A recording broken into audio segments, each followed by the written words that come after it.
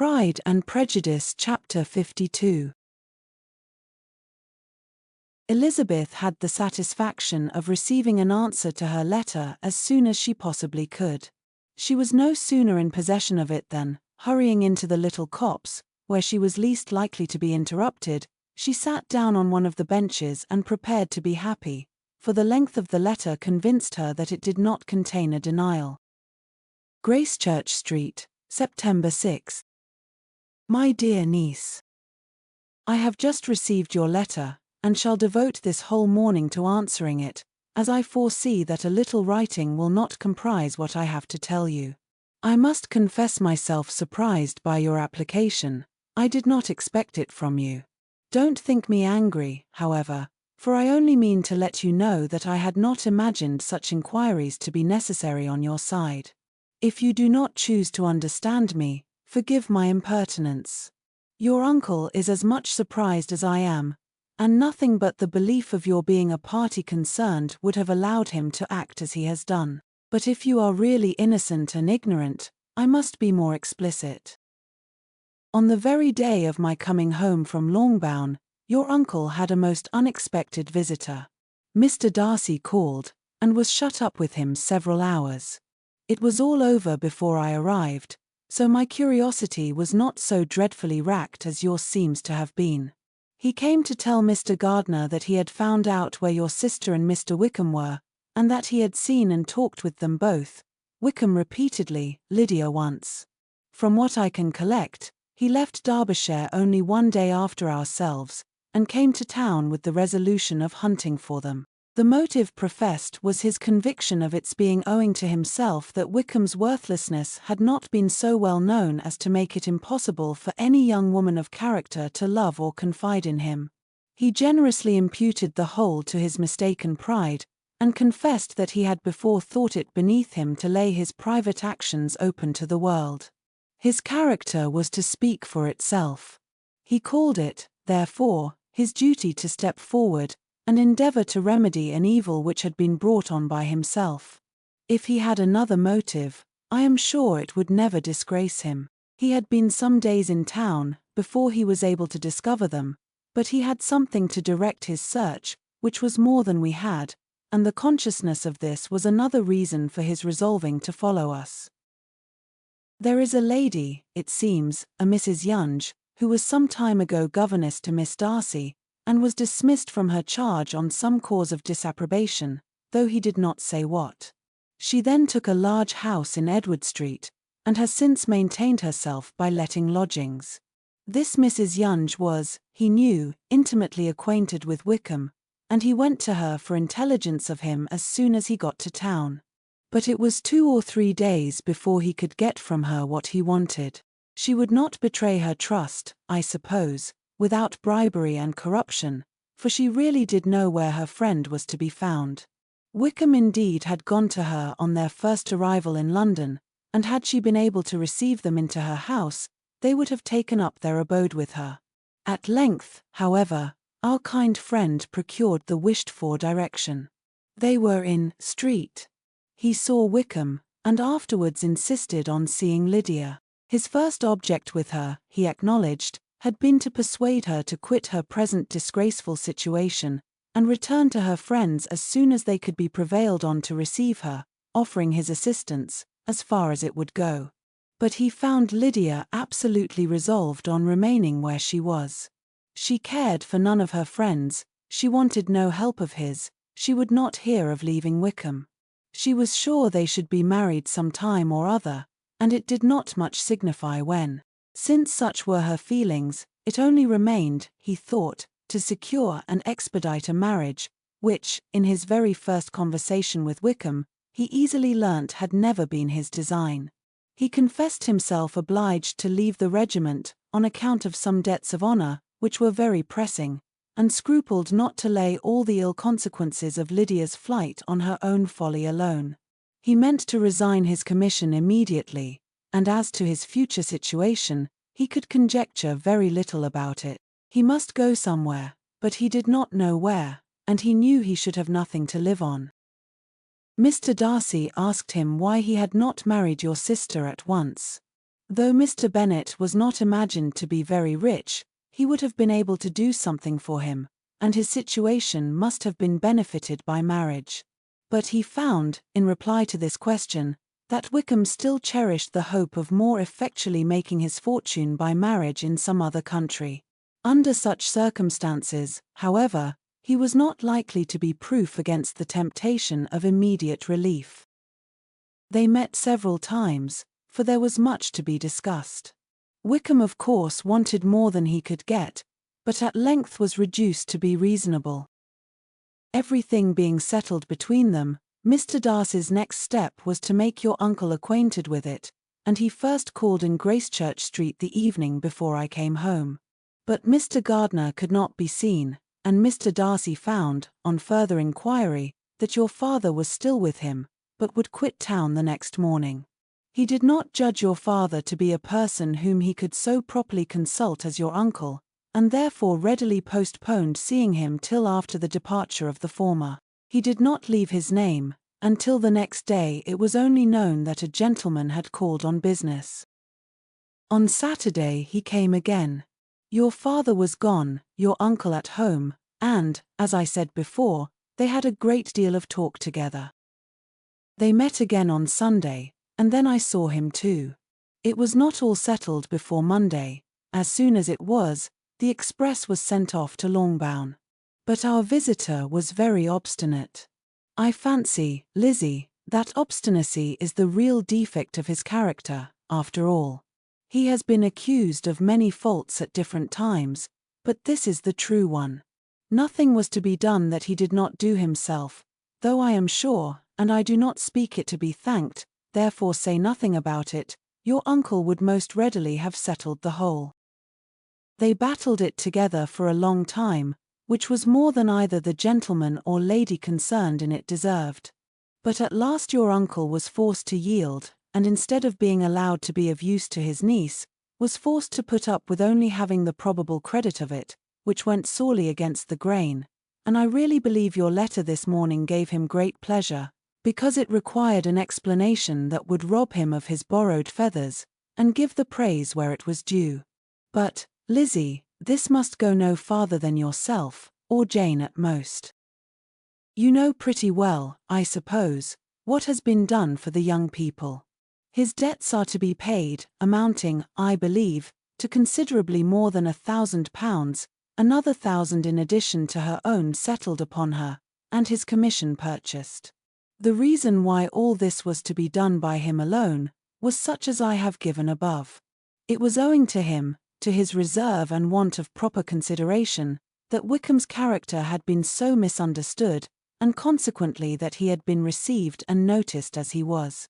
Perhaps there was some truth in this, though I doubt whether his reserve, or anybody's reserve, can be answerable for the event. But in spite of all this fine talking, my dear Lizzie, you may rest perfectly assured that your uncle would never have yielded, if we had not given him credit for another interest in the affair. When all this was resolved on, he returned again to his friends, who were still staying at Pemberley, but it was agreed that he should be in London once more when the wedding took place, and all money matters were then to receive the last finish. I believe I have now told you everything. It is a relation which you tell me is to give you great surprise. I hope at least it will not afford you any displeasure. Lydia came to us, and Wickham had constant admission to the house. He was exactly what he had been, when I knew him in Hertfordshire, but I would not tell you how little I was satisfied with her behaviour while she stayed with us, if I had not perceived, by Jane's letter last Wednesday, that her conduct on coming home was exactly of a piece with it, and therefore what I now tell you can give you no fresh pain. I talked to her repeatedly in the most serious manner, representing to her all the wickedness of what she had done, and all the unhappiness she had brought on her family. If she heard me, it was by good luck, for I am sure she did not listen. I was sometimes quite provoked, but then I recollected my dear Elizabeth and Jane, and for their sakes had patience with her. Mr. Darcy was punctual in his return, and as Lydia informed you, attended the wedding. He dined with us the next day, and was to leave town again on Wednesday or Thursday. Will you be very angry with me, my dear Lizzie, if I take this opportunity of saying, what I was never bold enough to say before, how much I like him. His behaviour to us has, in every respect, been as pleasing as when we were in Derbyshire. His understanding and opinions all please me. He wants nothing but a little more liveliness, and that, if he marry prudently, his wife may teach him. I thought him very sly. He hardly ever mentioned your name. But slyness seems the fashion.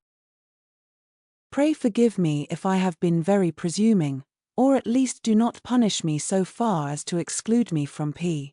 I shall never be quite happy till I have been all round the park. A low phaeton, with a nice little pair of ponies, would be the very thing. But I must write no more. The children have been wanting me this half hour. Yours, very sincerely, M. Gardner. The contents of this letter threw Elizabeth into a flutter of spirits, in which it was difficult to determine whether pleasure or pain bore the greatest share. The vague and unsettled suspicions which uncertainty had produced of what Mr. Darcy might have been doing to forward her sister's match, which she had feared to encourage as an exertion of goodness too great to be probable, and at the same time dreaded to be just, from the pain of obligation, were proved beyond their greatest extent to be true. He had followed them purposely to town, he had taken on himself all the trouble and mortification attendant on such a research, in which supplication had been necessary to a woman whom he must abominate and despise, and where he was reduced to meet, frequently meet, reason with, persuade, and finally bribe, the man whom he always most wished to avoid, and whose very name it was punishment to him to pronounce. He had done all this for a girl whom he could neither regard nor esteem.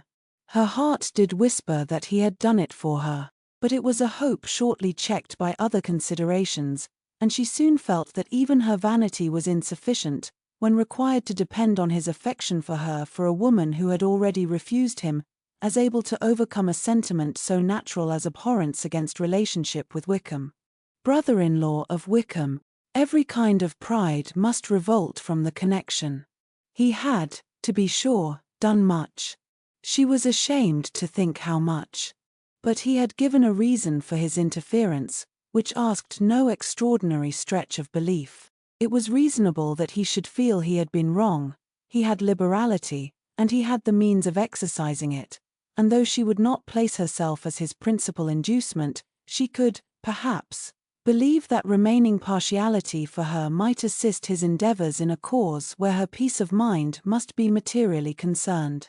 It was painful, exceedingly painful, to know that they were under obligations to a person who could never receive a return. They owed the restoration of Lydia, her character, everything, to him.